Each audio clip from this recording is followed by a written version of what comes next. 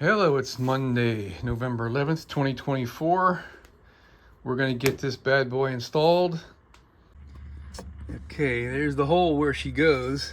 And if you notice where this bolt is, this front cross member of the frame is here. And there's no room to take the bolt out or put in the alternator here. So we've got to put this bolt in the alternator before we lower it into this hole, which goes in kind of vertical, and then you turn it and move it over. All right, we got all of our hardware tight. We got our electrical connections done. Now we're putting the belt on.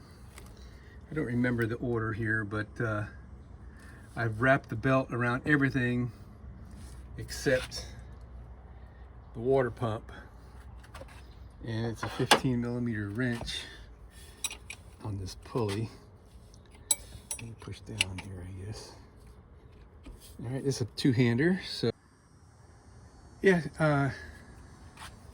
that was the proper, or seemingly only way that you could do this. The 15mm wrench worked perfectly on here.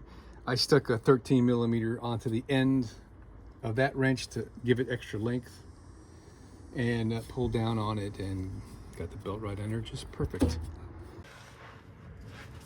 All right, really nothing much to see here other than this is a real tight job. Here's our ground wire, the black one, our hot wire, the big red one, and the field wire is up there north of the big red wire here.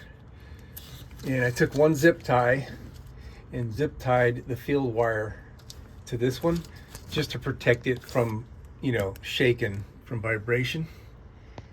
And if I can't really see, there's the field wire up there.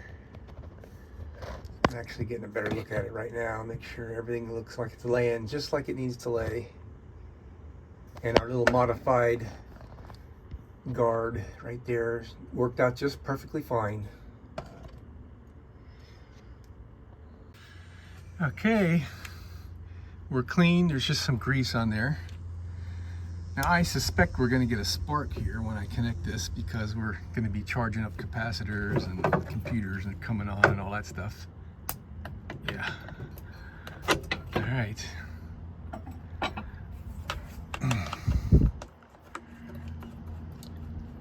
Let me get a wrench and tighten that puppy down. All right, man, it's showtime. I've got my voltmeter positive connected to the positive stud on the battery and the negative to the negative stud on the battery. Let's see how it goes. Okay.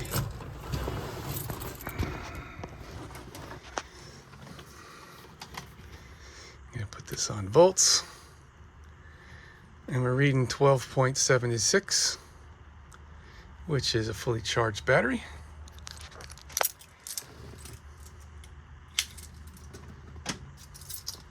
And I am going to get the right key.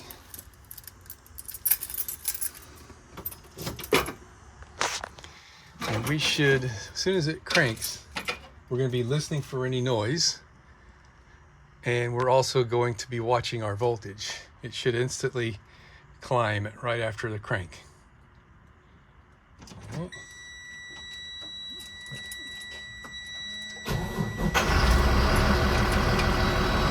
There it is.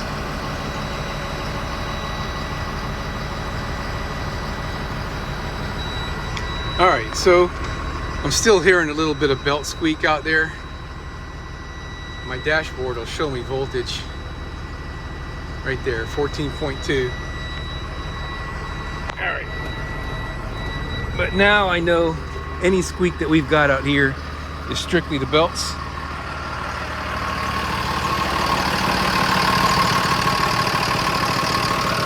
Fabulous.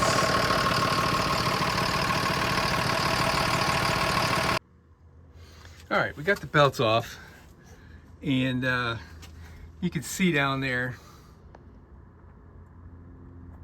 the peaks on those pulleys are shiny, which means the peaks are touching down into the valley of the belts. And I'm pretty sure that's the origin of, or one of the origins of belt squeak on these serpentine guys. And if you recall, on this one, we clipped off the points just a little bit, and I'm going to attempt to do the same on the crank pulley. And I am not about to pull all that stuff off of there to do it, so I don't know if I'm going to pull this off or not. But my thought is, I've got both belts off, so I can safely crank this engine for, you know, a minute, and get my die grinder and gently knock the peak off each one of those little peaks right there.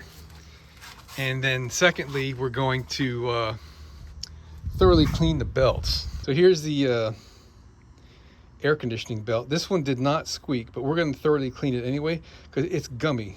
I've been spraying belt dressing on here, and I'm going to get all that stuff off of there. Now, these belts were squeaking on with the original ones, and I replaced them with new ones, and the new ones squeaked. And that was a couple years ago. So here's the alternator and water pump belt. And I don't know if it's going to show up, but if you look down in the bottom of these valleys, it's got shiny spots. Okay. So I'm thinking that the squeak occurs because the circumference of the pulley is different at the peaks as it is from the V part. So one of them's got a slide, and that's what I'm thinking is causing it. So we're going to start with some simple green degreaser. I'm going to fully clean this belt. Now, I'm not pulling this off of the vehicle because there's an air hose on the front of the fan that I don't feel like dorking with, so for the fan clutch. So we're going to do it here. This is easy enough. I could just spin this thing around like that. Thoroughly clean it with some degreaser and a brush.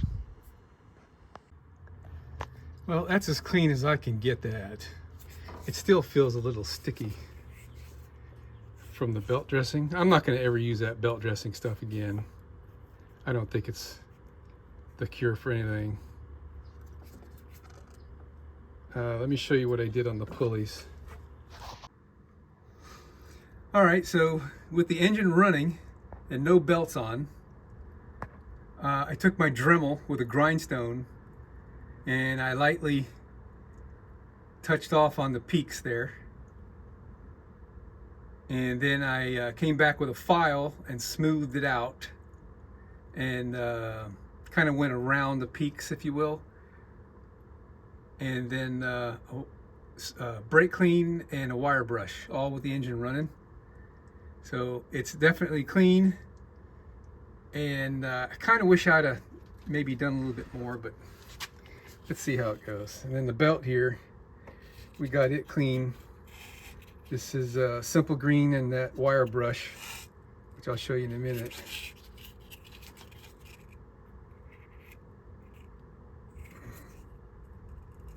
I mean, there's only like 10,000 miles on this belt. You know what I mean? It's I could buy new belts, all right? But we're gonna give this a try. If this works, then I'll be happy. If not, I guess we'll put some new belts on it again. So the water pump pulley, I had to do that by hand, spinning it by hand. It had a lot of trash down in the grooves. I used my little pick tool, this little guy here, while I was spinning it by hand. Here's the file I used on the crank pulley. Looks like I ruined the file back there where it was rubbing so much.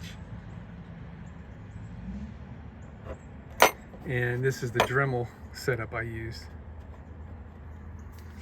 All right, so let's put the belts on and see if we still got some squeak.